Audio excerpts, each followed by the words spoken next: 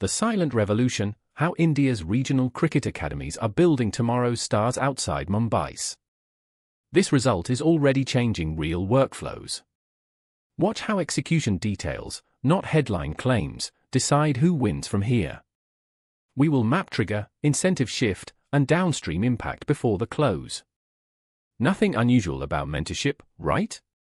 Except Prabhsimran Singh represents something that's quietly reshaping Indian cricket's entire talent infrastructure, and almost nobody's talking about it.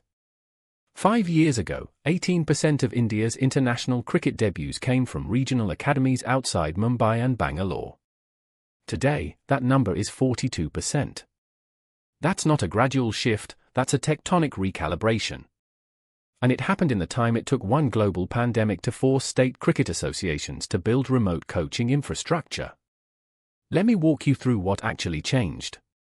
When COVID locked down Mumbai Shivaji Park in 2020, something unexpected happened. State associations across India got flush with BCCI revenue-sharing money, 4,200 Indian rupees crore distributed in 2025 to 26, a 35% jump from 5 years before. But they couldn't fly players to the NCA for traditional coaching. So they did something smarter. They hired retired superstars to come home. Yuvraj Singh returned to Chandigarh. He didn't just coach, he built the Yuvraj Singh Centre of Excellence. Not a traditional volume academy.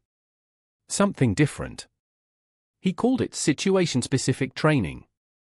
That means replicating the exact pressure scenarios players face in T20 leagues and international cricket, not just drilling basics. Here's where the flight wheel accelerates. Punjab Kings, Yuvraj's IPL franchise, now has a vested interest in Punjab's regional development pipeline. They scout it. They sign young talent. They expose them to international coaching. Those players come back to Punjab with elevated skills. The state association gets validation. More BCCI funding flows in. Jharkhand replicated this model around MS Dhoni's influence. Madhya Pradesh backed it with industrialist funding. Kerala invested in pace bowling infrastructure. The common thread: credible retired superstars who actually wanted to stay in their home regions, combined with digital infrastructure that made remote world-class coaching possible. But follow the economic incentive a step further. IPL franchises aren't doing this out of nostalgia. They're doing it because talent scarcity is real. 10 IPL teams plus expanding international leagues, SA20, ILT20, Corporal, all competing for Indian origin players to fill domestic quotas. A franchise that discovers the next Prabhsimran in Peshawar or Raipur 3 years before the IPL auction saves 20 to 40 Indian rupees lakh in auction costs. That's the real arbitrage. Now here's what this actually means for the broader ecosystem. First, sports tech. Companies like Stupa Sports Analytics and Crick Heroes are seeing Tier 2 city engagement grow 40 to 60% year-over-year. For the first time, there's ROI for parents in Indore, Nagpur, Coimbatore to invest 50,000 to 150,000 Indian rupees annually in specialized training.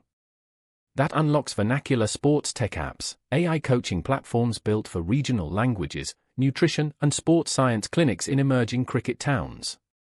The picks and shovels play don't invest in building academies, they're capital-intensive and mentor-dependent. Invest in the data platforms, standardized curriculum infrastructure, and logistics that every regional academy needs. Second, real estate. Punjab's success is triggering copycat infrastructure development in Surat, Vadodara, Vijayawada. Developers are partnering with state associations to build integrated training complexes. It's the sportification of suburban real estate, mirroring what China did in 2008 to 2015. State governments see youth employment, civic pride, and Olympics hosting credentials. Third, and this is the most overlooked implication, global talent arbitrage. English county cricket teams and Australian state franchises are already scouting Ranji Trophy more aggressively. A Punjab player can be signed for £30,000 to £50,000, well below equivalent Australian or South African talent.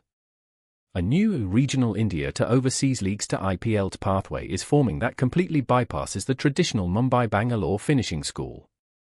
But there's a critical risk layered underneath. Mentor sustainability. Yuvraj is in Chandigarh because it's home. But most Indian superstars eventually move to Mumbai, Dubai, London. What happens when the mentorship novelty fades? Second, quality dilution. 36 state associations now run elite academies. For every Prabhsimran, there are 50 regional players with inflated reputations who won't translate. IPL franchises are already reporting scouting signal-to-noise degradation. Third, financial mirage. Bihar Cricket Association spent 120 Indian rupees crore on a stadium in 2024 but can't afford groundskeepers for 8 months a year. Infrastructure without operational sustainability is just a monument. So what's the actual opportunity?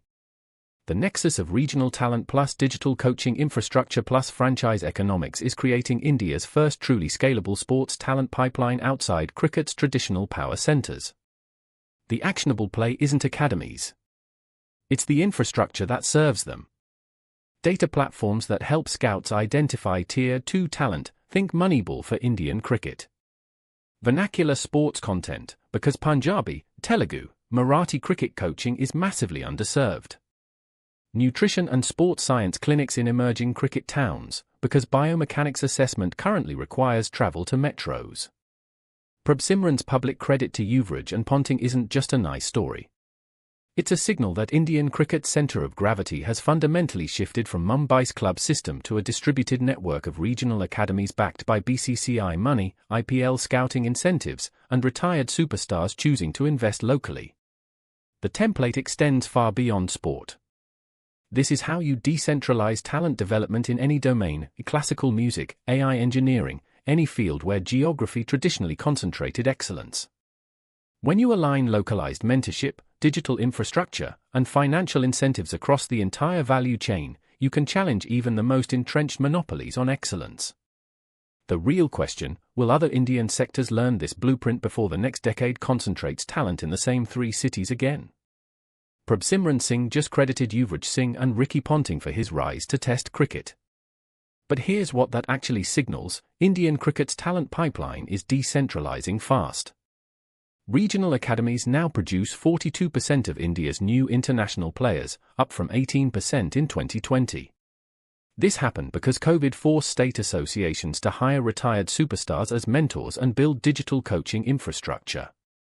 IPL franchises spotted the talent arbitrage. They can now find elite players in Punjab and Madhya Pradesh for 20 to 40 Indian rupees, lakh less than auction prices. Vernacular sports tech, infrastructure development, and English county scouts are all following.